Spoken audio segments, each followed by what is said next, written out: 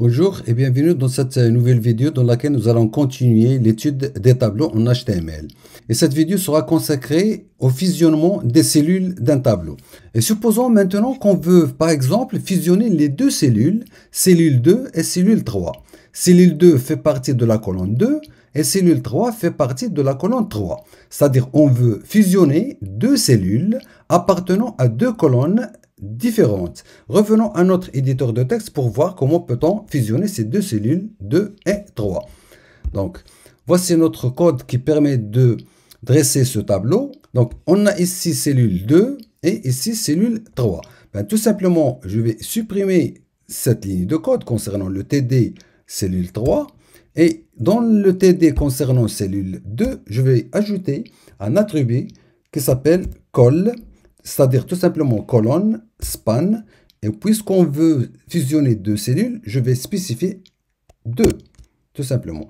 Je vais mettre ici cellule 2 et cellule 3, tout simplement pour indiquer que ce fusionnement concerne les deux cellules 2 et 3. Je vais enregistrer, je vais revenir à notre navigateur et je vais actualiser. Donc vous voyez ici, donc on a pu donc fusionner les deux cellules 2 et 3. Donc, les deux cellules appartiennent à deux colonnes différentes. C'est pour cela qu'on a utilisé ici l'attribut col, c'est-à-dire colonne span.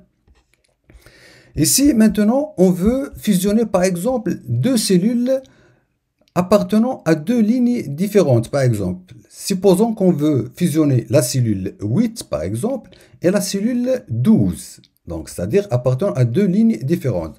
Donc, comment on va faire? Alors, c'est à peu près la même chose, mais on va utiliser un autre attribut. Au lieu d'utiliser col span, on va utiliser row span. Alors, ici, on va mettre, concernant donc, le numéro de la cellule, c'est cellule 8, avec la cellule 12. Donc, la cellule 8, c'est ici qu'on a la cellule 8. Donc, on va mettre ici, row span égale à 2. Par exemple, je vais mettre cellule 8 et cellule 12. Voilà, je m'assure bien sûr, voilà cellule 12. Et je supprime bien sûr ici la cellule 12 qu'on a ici. J'enregistre et je reviens à notre navigateur et j'actualise. Et voilà, vous voyez bien qu'on a pu donc maintenant fusionner les deux cellules 8 et 12, donc qui appartiennent à deux lignes différentes. Voilà. Supposons maintenant que je souhaite fusionner toutes les cellules appartenant à cette colonne, c'est-à-dire cellule 4, cellule 8 et cellule 12 et cellule 16. Donc, qu'est-ce que je vais faire? Donc, à partir de la cellule 4 qu'on a ici, donc je vais mettre un row span, puisque on a 4 cellules, donc je vais mettre 4. Et ici, je vais mettre cellule, donc 4, 8, 12 et 16. Et 16. Je supprime donc cette cellule, concernant la cellule 8 qui était à cette place. On a déjà supprimé la cellule 12 et on supprime aussi la cellule 16. Voilà. J'enregistre et je reviens à notre navigateur et j'actualise. Donc, et voilà, vous voyez bien qu'on a fusionné les 4 cellules qu'on avait dans les 4 lignes qu'on a ici, sauf bien sûr les entêtes et les pieds de la table. Donc, on a ici la cellule qu'on avait ici, cellule 4 et non pas cellule 2, donc je corrige.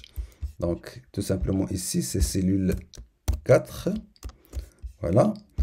J'actualise. Donc, vous voyez, donc ici, on avait cellule 4 dans la première ligne, puis ensuite la cellule 8, puis la cellule 12 et la cellule 16. Donc, on a fusionné les 4 cellules. Tout simplement, si vous avez affaire à un fusionnement de cellules appartenant à des colonnes différentes, vous allez utiliser l'attribut col span que vous avez ici, tout en spécifiant le nombre de cellules à fusionner. Mais si vous voulez fusionner des cellules qui appartiennent à des lignes différentes, donc on va utiliser dans ce cas row span, tout simplement. C'est tout pour cette vidéo. Je vous dis à tout de suite.